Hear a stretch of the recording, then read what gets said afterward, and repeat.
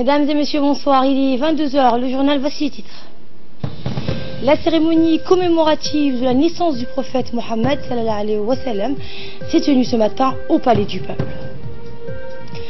Et le 4e forum panafricain sur l'immigration s'est ouvert ce matin et c'est le Premier ministre qui l'a parrainé, vous l'entendrez dans ce journal. À l'étranger, l'Union africaine décide à affliger des sanctions aux États membres qui ne respectent pas leurs engagements financiers. Bonsoir et merci de nous accueillir chez vous. Le ministère des Affaires musulmanes, de la Culture et des Biens Warf a organisé ce matin au Palais du Peuple la cérémonie commémorative de la naissance du prophète Mohammed sallallahu alayhi wa sallam. Cette cérémonie a évidemment été placée sous l'autorité du ministre des Affaires musulmanes, de la Culture et des Biens Warf, Momin Hassan Baleh.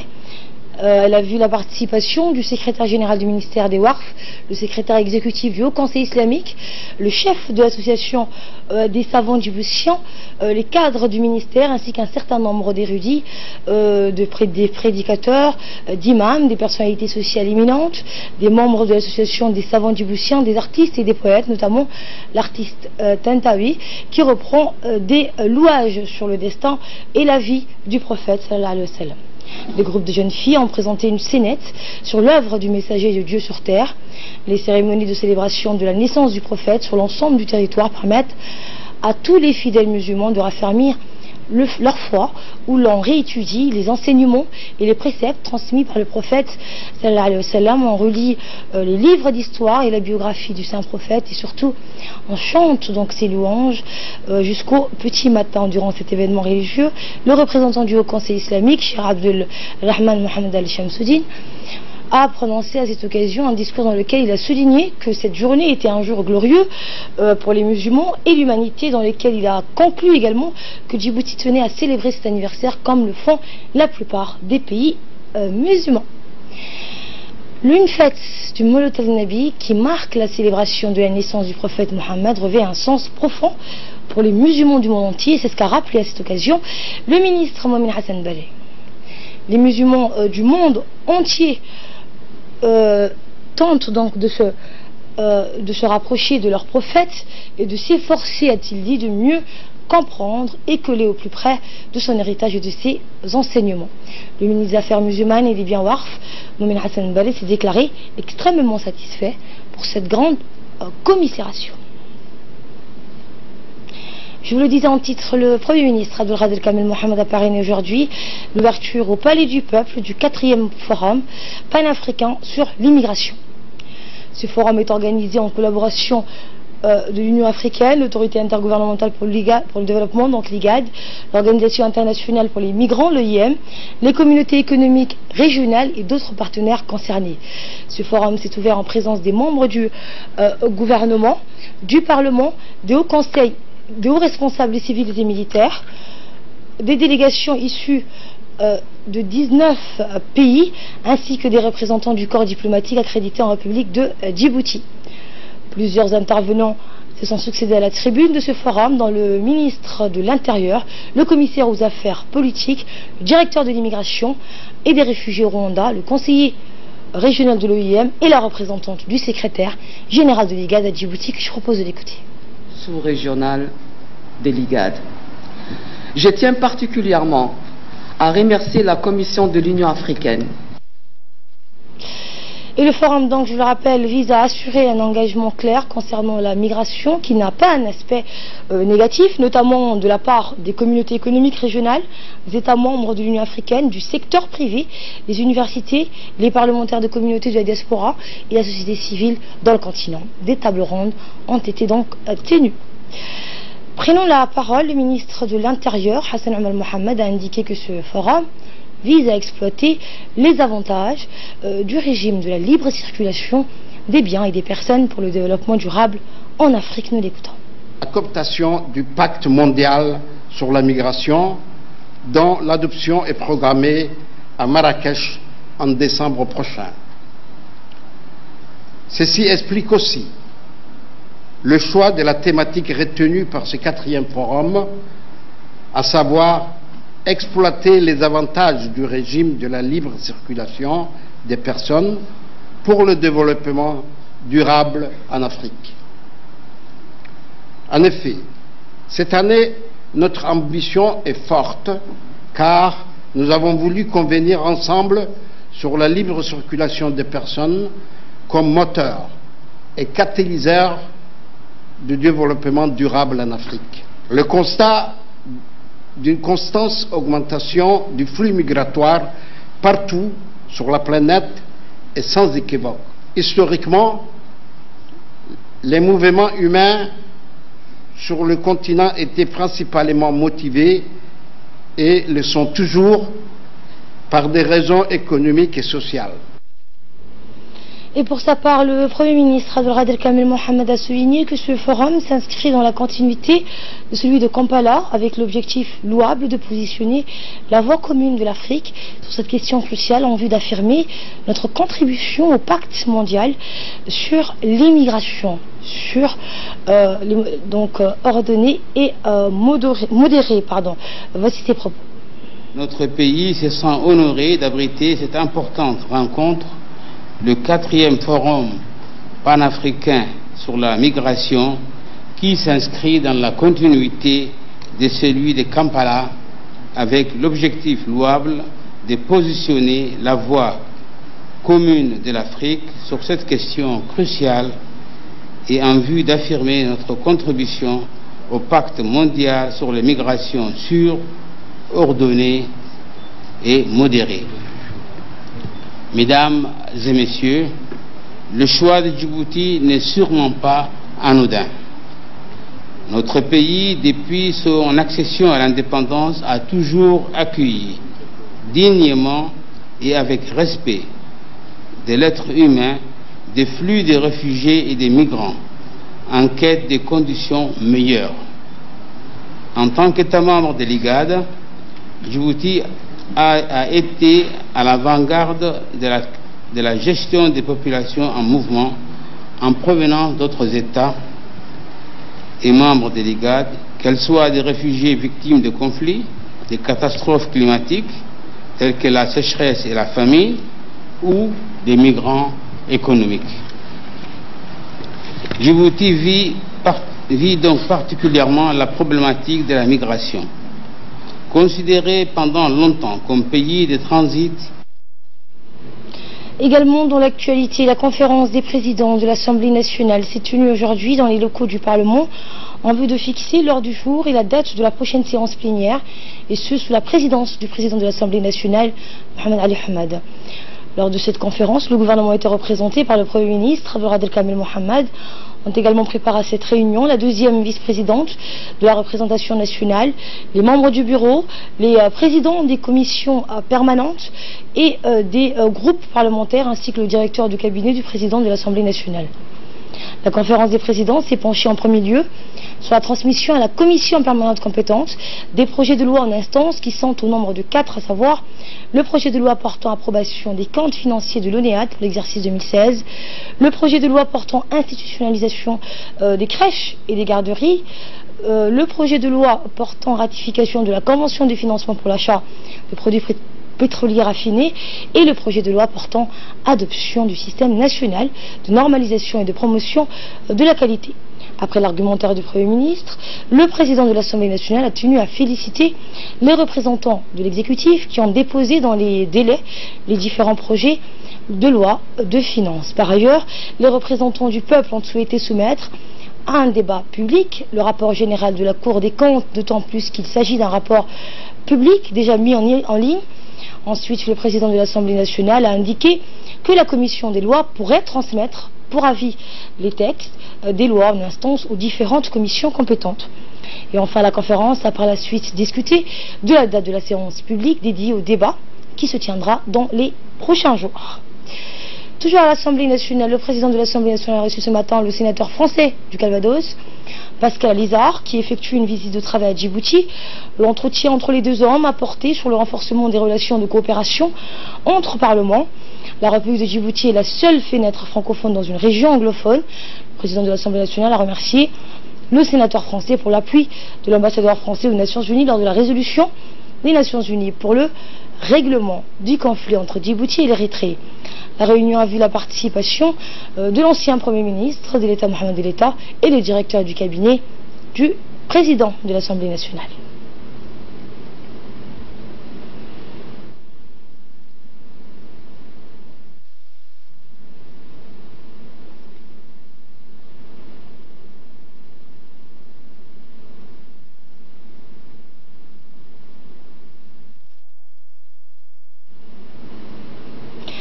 Tout à fait autre chose. Le club des jeunes entrepreneurs djiboutiens a lancé les travaux de célébration de la semaine mondiale de l'entrepreneuriat ce matin. Objectif, inciter les jeunes dans l'entrepreneuriat afin de les accompagner dans les idées et l'innovation. Cette cérémonie a été présidée par le ministre de l'économie et des finances, Ilyas Moussa Douali, et a vu la participation du ministre de la communication en charge des postes et des télécommunications, Abdi Youssef Sougué. La présidente du club des jeunes entrepreneurs djiboutiens, Madame Choukri Abdillahi Mohamed, a remercié tous les participants d'avoir répondu massivement à leurs appels, et ceci pourrait permettre, selon elle, au développement du secteur privé. Écoutez l'intervention d'une experte présente lors de cette cérémonie. Le moteur de la création d'emplois, des emplois qui sont mieux rémunérés pour vous, des emplois qui sont durables, d'avenir. Et là-dessus, je me joins complètement à son analyse, comme quoi le développement de l'entrepreneuriat bénéficiera à Djibouti et surtout à tous les Djiboutiens, quel que soit leur âge, puisque l'entrepreneuriat n'est pas réservé aux jeunes, même si il constitue souvent un débouché naturel pour eux. Écoutez cette fois les propos du ministre de l'Équipement et des Finances, M. Ilyas Moussa Douali. J'ai eu à souvent parler de l'intérêt d'entreprendre pour les jeunes quand ils n'ont pas trouvé un emploi dans la fonction publique, parce que traditionnellement, c'est le premier réflexe des Djiboutiens, malheureusement. C'est une mentalité, c'est un état d'esprit. Et il nous faut changer cette façon de voir la vie. Il faut trouver donc des champions, des gens qui sont vraiment, qui ont le courage et de bousculer un peu les choses. Bousculer dans le sens où sortir de la zone de confort. De plus, la situation de la fonction publique, elle est ce qu'elle est aujourd'hui. Elle ne peut pas offrir beaucoup de choses. Et quand elle doit offrir des opportunités d'emploi, il serait très important qu'elle l'offre à travers une... C'est donc les propos du ministre de l'économie et des finances. Également dans l'actualité, le ministre de l'équipement et des transports, Mohamed Abdelkader Moussa, a reçu aujourd'hui une délégation d'investisseurs allemands conduite par l'association germano-africaine des affaires donc en présence de Madame Anke Holstein, l'ambassadrice de la République fédérale d'Allemagne à Djibouti. La délégation, qui était composée des représentants de haut niveau de divers secteurs de l'économie allemande, était intéressée par des opportunités donc pour les entreprises allemandes afin que ces dernières puissent investir à Djibouti. Par la suite, les discussions ont porté sur les voies et moyens de consolider davantage les liens de coopération économique bilatérale déjà existants entre la République de Djibouti et la République fédérale d'Allemagne. Également dans l'actualité, la 80e assise du Conseil scientifique et technique de l'Association africaine de l'eau s'est ouverte ce matin au Kempinski Palace. Ayant pour thème innovation technologique au service de l'amélioration des performances et des rendements des opérateurs d'eau et d'assainissement en Afrique. Objectif, discuter et partager ensemble, chacun des pays, des priorités stratégiques du secteur de l'eau en Afrique. Cette année, l'événement a rassemblé le ministre de l'Enseignement supérieur, le ministre de l'Agriculture et, venant du reste du continent, la communauté des acteurs du secteur de l'eau et de l'assainissement, les membres affiliés, les membres actifs, les membres individuels représentant des gouvernements et des municipalités africaines, ainsi que les entreprises du secteur de l'eau, de l'assainissement et de l'environnement, mais aussi des opérateurs qui, au cours des discussions de panélistes, ont abordé des thèmes liés à l'assainissement et à l'innovation des dernières technologies. Ont porté sur tous les aspects de l'alimentation de la ville, et plus particulièrement sur une évaluation solide et un diagnostic de l'état des ouvrages de production. Et pour plus de précision, écoutons les mots d'un des directeurs et acteurs du secteur de l'eau. Notre continent est pourvu en eau, mais ses habitants le sont moins. C'est pourquoi nous devons unir nos forces pour gagner le combat de l'accès à l'eau potable et aux services d'assainissement pour nos populations. Nous devons pour ce faire partager nos expériences, apprendre des uns et des autres, et le cadre idéal pour un tel échange, c'est bien l'Association africaine de l'eau. En effet, je me sens soulagé, puisque cette rencontre est une matérialisation de l'engagement du Conseil scientifique et technique tenu à l'endroit de la délégation qui représentait ce pays hôte au dernier congrès de Bamako en février 2018, pour lui signifier notre ferme volonté d'y organiser la 80e édition de ces assises. Je puis assurer son Excellence, Monsieur le ministre et Monsieur le directeur général de l'ONAD, que vos représentants avaient manifesté et bien défendu. Écoutons cette fois les explications du ministre de l'Agriculture, Mohamed Ahmed Awali.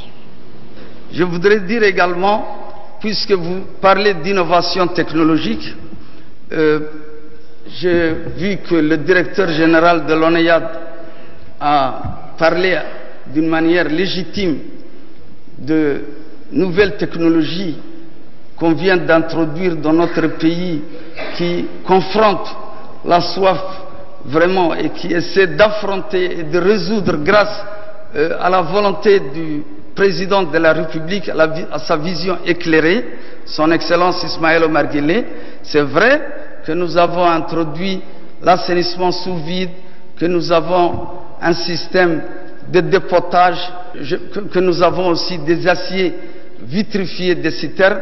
Tout ça est venu des pays qui ont déjà fait des innovations technologiques. Mais il ne faut pas avoir honte d'importer de l'Europe, de l'Asie.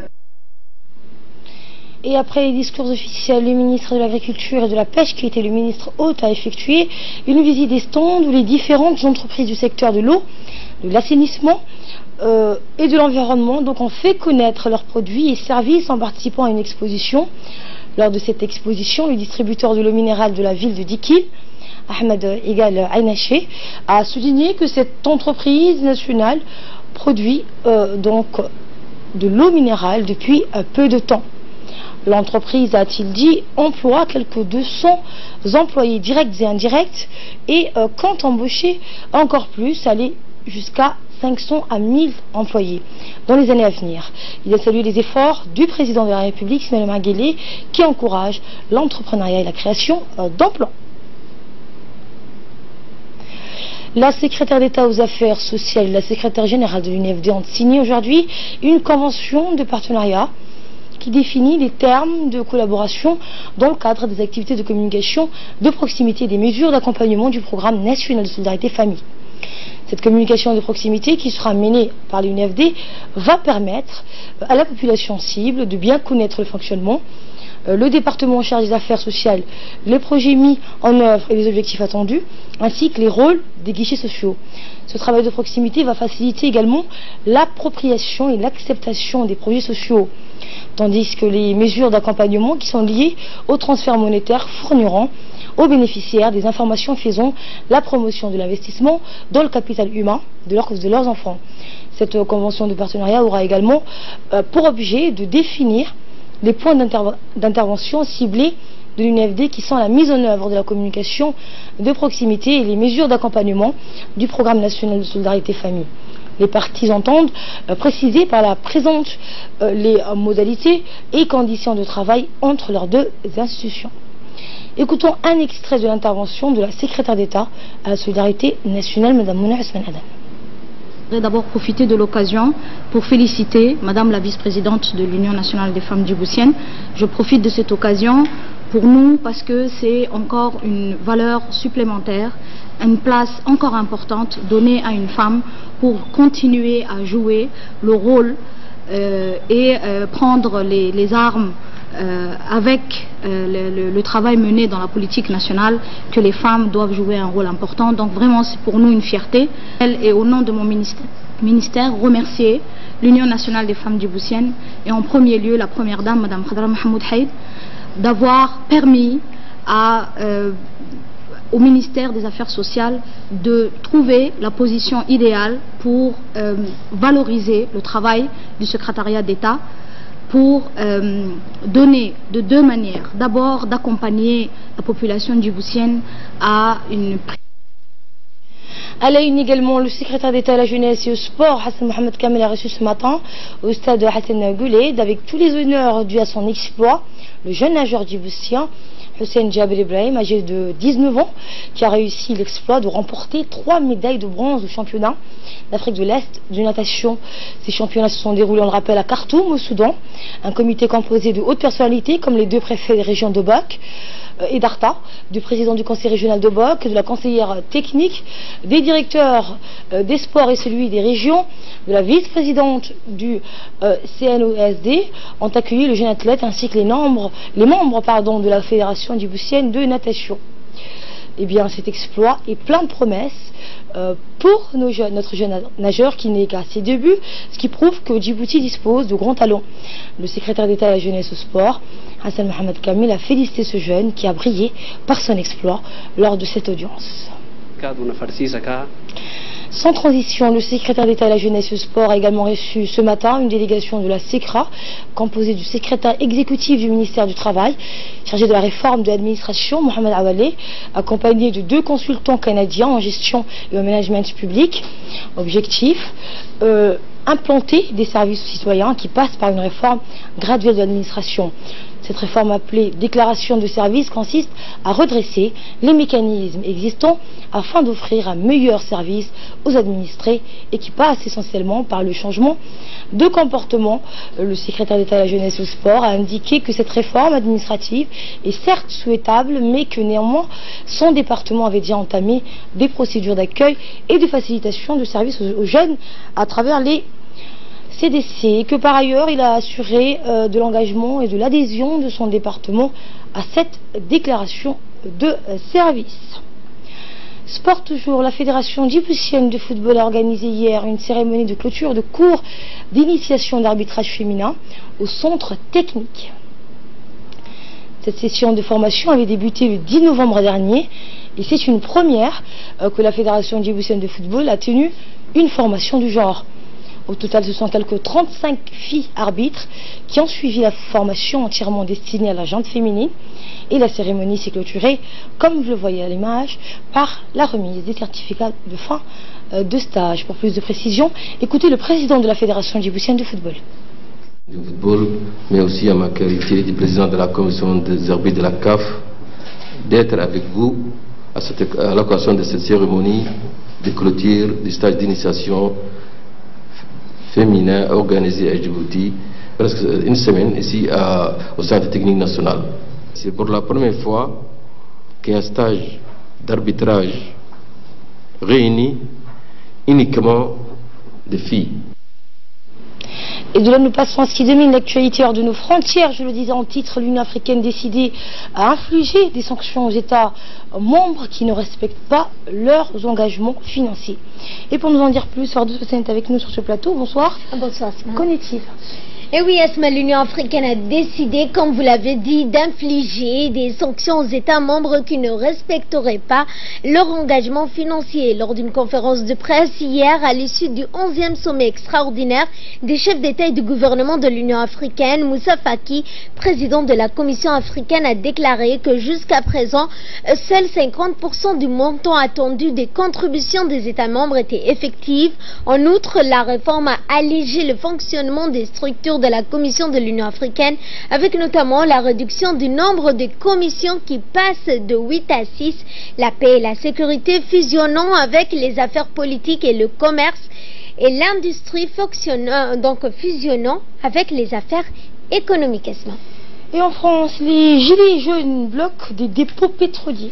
En effet, Asma, on voit beaucoup moins de points jaunes aujourd'hui sur la carte de France, mais les manifestants aux gilets jaunes qui restent mobilisés semblent plus déterminés. Ils ont décidé de passer à la vitesse supérieure en bloquant plusieurs dépôts pétroliers. C'est dans le cas de l'ouest du pays, dans le sud, ainsi que donc, comme son nom l'indique, jusqu'à côté de Valence. Selon la presse régionale, les chauffeurs routiers auront rejoint donc les protestataires pour participer au blocage des barrages, des routes, des autoroutes persistent également en provoquant donc un problème de circulation. La Belgique voisine est engagée par cette grogne sociale contre la hausse des taxes du carburant, puisque les gilets jaunes ont passé la frontière dans le Pas-de-Calais. L'autoroute A16 est fermée depuis les premières heures d'aujourd'hui. Des médias belges indiquent qu'il y a toujours des pénuries d'essence et plusieurs stations de service notamment sont bloquées. Et on fait le point avec vous sur cette tension à Tijuana entre les migrants et les habitants. En effet, Asma, donc hier dans le rue de Tijuana, dans le nord-ouest du Mexique, plusieurs centaines d'habitants sont sortis dans la rue pour protester contre l'arrivée de la caravane de migrants. Ces Honduriens, pour la plupart, fuient en masse la pauvreté et l'insécurité dans le pays. Un exil qui provoque depuis plusieurs semaines l'ire de Donald Trump, qui a dépêché plus de 6000 militaires à la frontière entre les États-Unis et le Mexique. Donc, de nombreux Mexicains sont venus eux aussi manifester aujourd'hui, donc en reprochant aux migrants de ne pas respecter les lois du pays ou de porter atteinte à la sécurité de ce pays sans pour autant apporter de réelles preuves. Nombreux sont ceux à demander l'asile aux États-Unis, mais les autorités sont saturés par la quantité de processus de demande, un processus qui prendra un mois pour donc avoir une réponse favorable ou défavorable. Merci à vous pour ces précisions. Merci également à vous de nous avoir suivis. Fin de ce journal. Très bonne suite de programme. C'était Djibouti. Bonne